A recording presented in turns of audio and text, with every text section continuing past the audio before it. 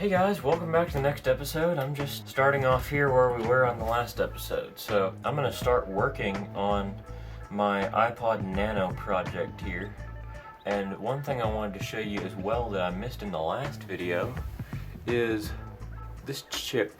This one has, well, it's a separate board. And so I may just take this apart again. This just pops off the back like that. And if I take it out, and then you just pop that little thing up right there, the ribbon cable comes out, and there we are. So that's the front panel.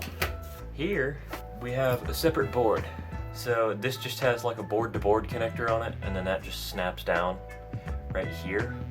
I thought this would be convenient because then it's kind of just plug the ribbon cables in and test, and I don't have to get everything, well, I wouldn't have to desolder the chip after. I could just pop it off. And I actually don't have any new batteries for these yet, so I'll need to order some nano batteries. I have some soldering equipment, so I just want to go ahead and start seeing if I can get some of the solder off of the solder pads. So we got our flux, some solder, some desoldering wick, because that will be important for chips like this. And I'm going to zoom out a little. Of course, our soldering iron. This one's actually my roommate's, but he is gracious enough to let me use it. This is the Pine Pen by Pine64, I believe. It runs some version of Linux. I actually need to get a power adapter for this thing because it takes like, I think 9-volt USB-C power, which is a little unusual.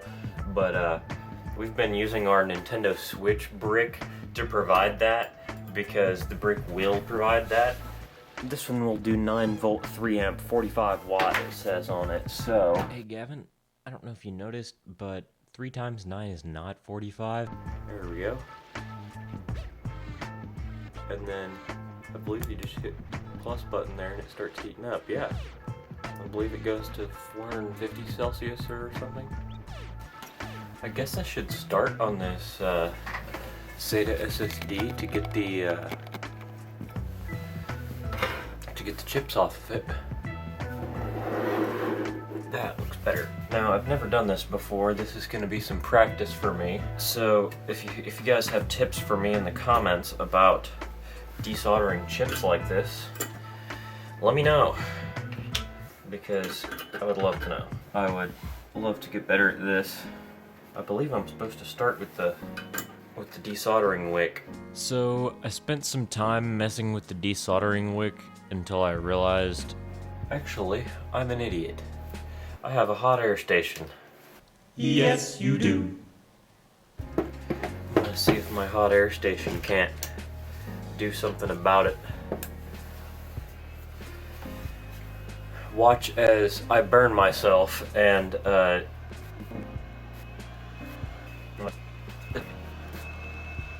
see.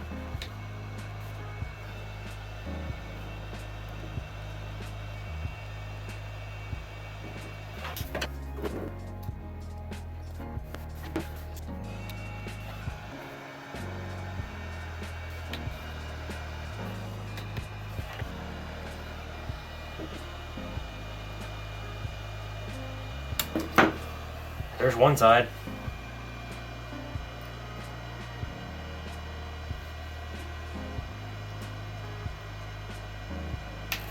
There we go. There's one chip. So, actually I think since I used flux the first time, this second one should desolder faster since I know how to do it a little quicker.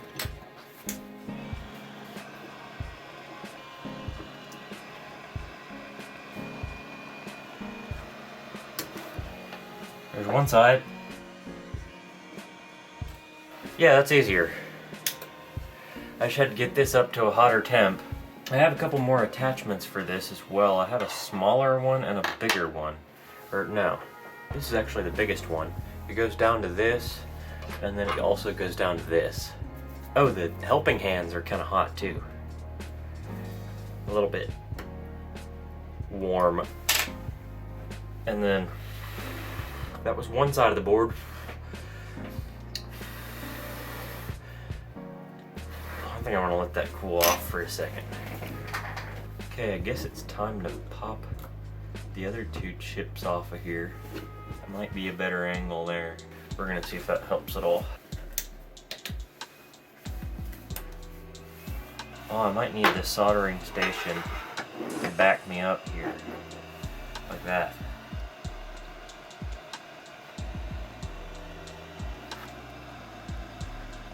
There's one. And then as I start to bend it a little and heat it, it fatigues the solder, and then it goes like that. Bam! So desoldering these with the hot air station is a lot easier. Soldering them in is going to be the trick though, because I planned on using a technique called drag soldering, but that's something I'll have to learn, as I've never done it before either, and it may be trickier on these chips than I thought. But people also say it's easier than not, so I figured I'd give it a shot. But either way, I think I'm gonna whack this last chip off of here.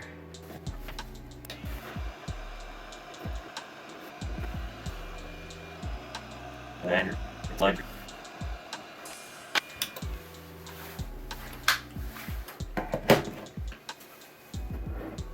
and then I'm gonna let that cool down as well, because the helping hands are still hot.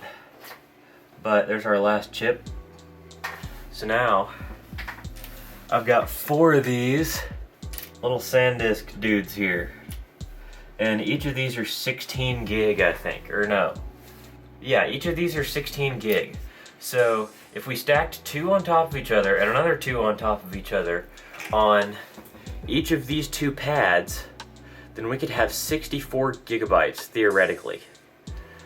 Stacking them would be hard, but, well, there's an empty SanDisk SATA SSD with a controller but no storage. Cursed SSD. When you buy 2 terabyte SSDs from wish.com, this is what they send you.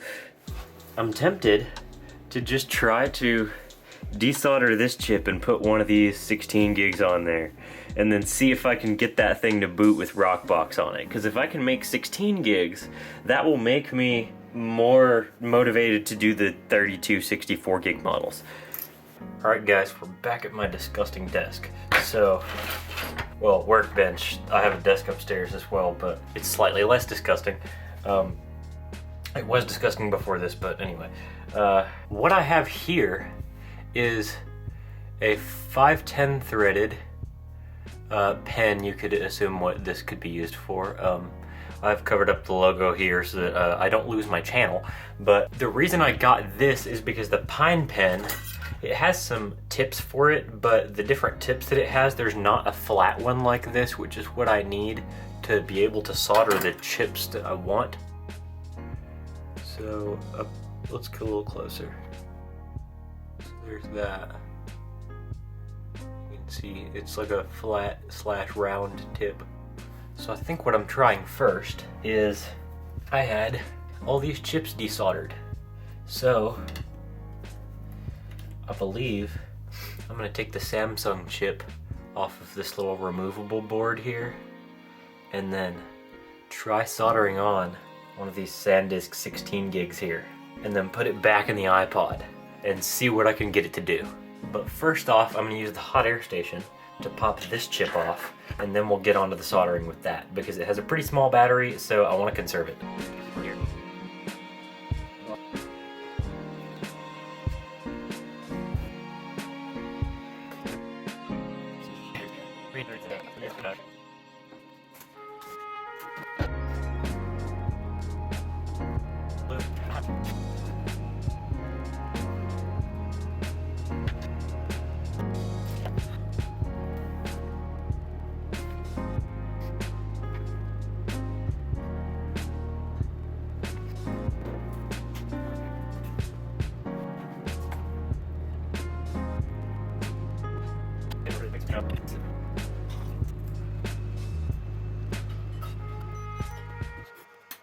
And there it goes. I just shut off.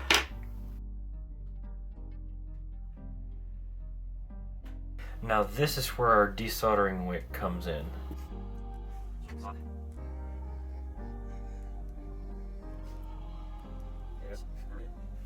Now I want to slap this in here before I go over this.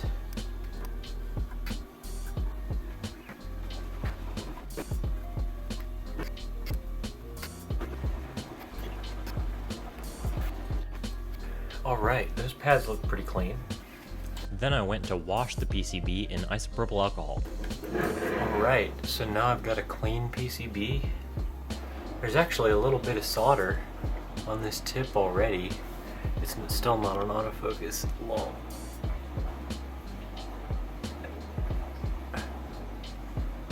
But I think that's enough solder to start on one of these chips. This is going to be very intricate here as far as where it can sit. Alright. And then I'd have to be very careful holding the chip in place to not burn myself.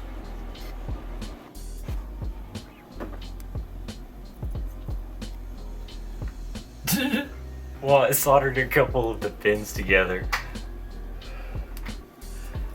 That was too much solder, I think. This is also a big tip.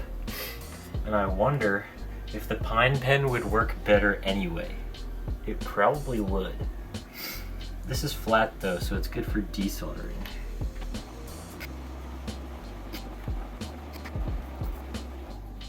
Well, the chip is attached now. It's not lined up like at all.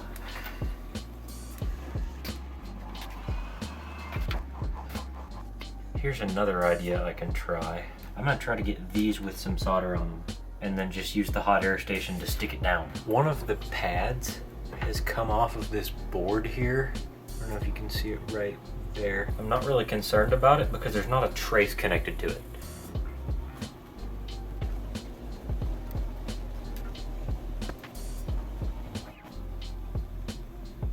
That's the positioning.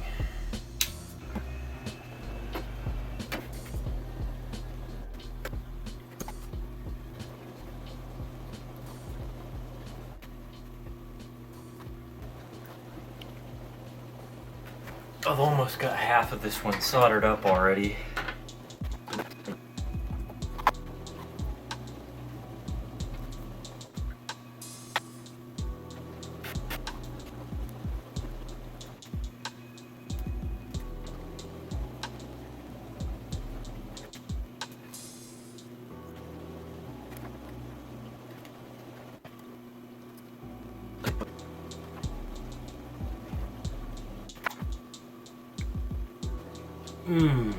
This is so close to being on there. I have like 2 bridged pins on one side, on this side right here, and then I have, does it look good? No.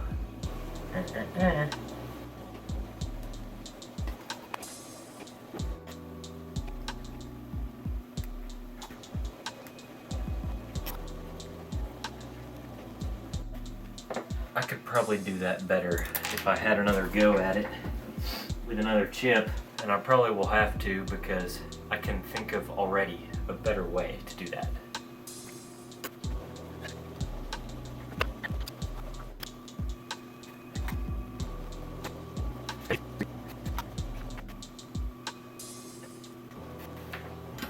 Wow, okay. That's crazy. Okay. I've never soldered a chip like this before, and that was just my first attempt at something like this, but I don't know how well you can see here. Those have pretty good separation, I think.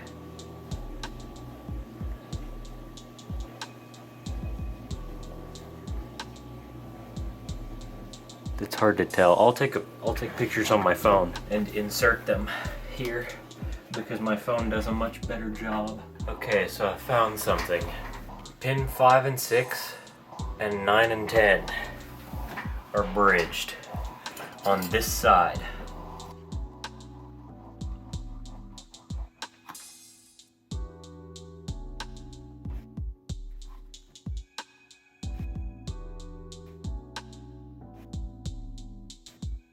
I unbridged one set of those. 5 and 6 are still bridged. I'm so close though. Doing this by hand is kind of wild. I'm doing like each individual pin, and I'm like, I figured out that the pine pin is so sharp that I hardly even need this like flat attachment on the other one.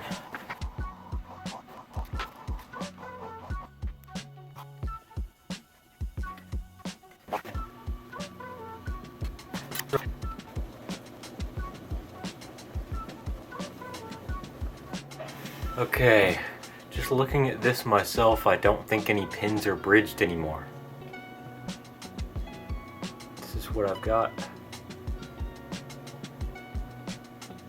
And it looks decent. So hopefully this is a 16 gigabyte first gen iPod Nano upgrade board.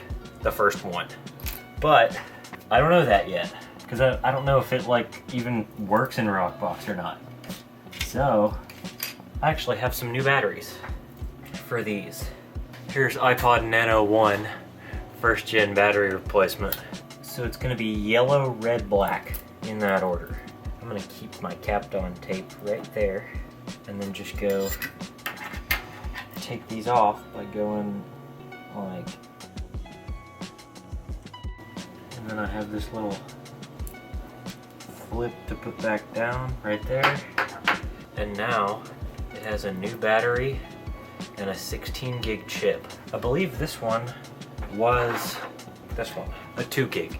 So if it comes back on, I'm gonna see if it'll register the full 2 gigs in stock firmware. This one's screen is not the best, but I gotta use iTunes to restore. So that's a good sign.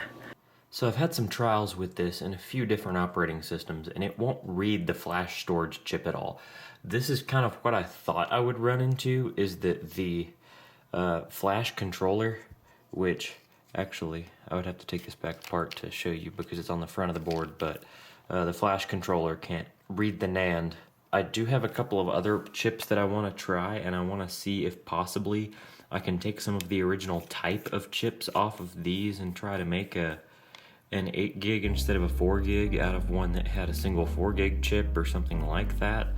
I'm hoping that there's still some hope to this, but I'll be trying some more in the future. But for now, that's the end of this video. So if you liked it, be sure to drop a like and leave a comment about what you'd like to see me do next. See you guys in the next video.